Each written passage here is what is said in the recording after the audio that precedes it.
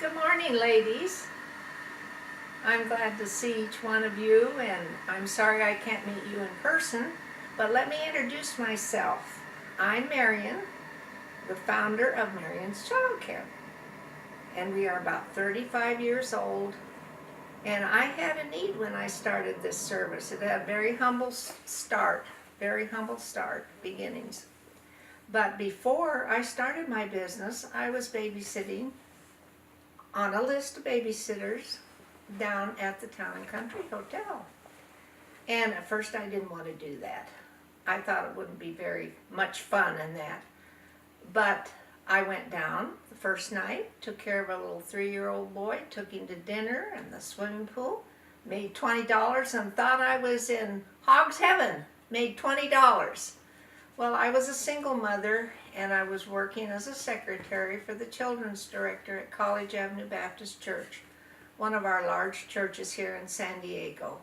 And I was only making about $5.50 every 2 weeks. So how can you support kids in college and single mother on that? So I saw in our bulletin one day about foreign students, host families for foreign students coming to this country to learn English at State College. So I signed up for that. So I had several things going. I was working, babysitting, all by myself, and my foreign students. So when the Marriott downtown was built, it was built as the Intercontinental Hotel at first. And there was just one tower. And my brother, who is into flowers and a florist, he got the contract to supply the flowers for their lobby and that. And after I'd been babysitting for a while, I enjoyed it so much. And I said to him, "What do you think they're going to do for childcare in here?" He said, "I don't know." So I just took it upon myself to call the hotel and talk to one of the managers. And I told them I had an idea that I thought they'd be interested in. So they made an appointment with me. I took an empty briefcase. I didn't know beans about starting a business, nothing. And a business suit. I tried to look very professional, and I went down there, and there were 3 managers at that meeting. And they said, "We're not interested. It's only going to be businessmen coming to this hotel. We're not going to have children." So when I walked out, I told God, I said, "If you're in this, it'll go. If you're not, it won't go." And I'll tell you, in a few days, the wealthy man from Beverly Hills put in half the money to build that hotel, had a little 5-year-old daughter, and he and his wife would come to the hotel every week to check out and see how it was going in that. Well, they called me up to come and take care of that little girl, and they checked me out thoroughly. And the mother said, "Don't open the door to anyone." Well, as they came down every week, they called on me to go down there and take care of her. She was a beautiful little 5-year-old with black curly hair, just like Shirley Temple. So that's how the business started. And then one of the managers came over here from Switzerland, brought his wife, and stayed, put her in a condominium in La Jolla. And the poor woman didn't speak English or anything, and they had this little 3-year-old boy, and the mother had a nervous breakdown and was in a facility. So guess who they called on to take care of that little 3-year-old? Marion. So I didn't know what to do. I had to take care of him all day. So one of my ladies, I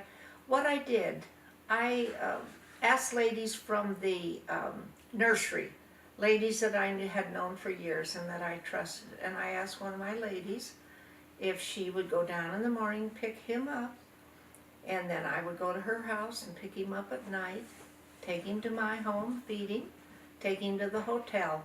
This lasted months. We did this, even through the holidays. Well, after that, I knew that this was a good PR thing, getting acquainted with this manager. After that, he rolled out the royal carpet for us. He said, your ladies can eat in the buffets, you can park free, you can do anything you want. And that's the way we really got a head start. But as you know, concierge moved from hotel to hotel. So in those days, the concierge would move around so much that our name got out there. And pretty soon the Sheraton called me, and the Hyatt, and a lot of the hotels. And I was going crazy because I didn't have the ladies. So I had to hire more ladies from the church. And they had friends that they knew that would do this. And they were making money. And in those days, I didn't even take commission. I didn't know how to run a business. I was just happy I was down there every night at the hotel doing it myself. And I was just happy that they were making the money. I didn't even know how to charge commissions, nothing. But you know, God blessed the service. And our name was well received at a lot of the hotels.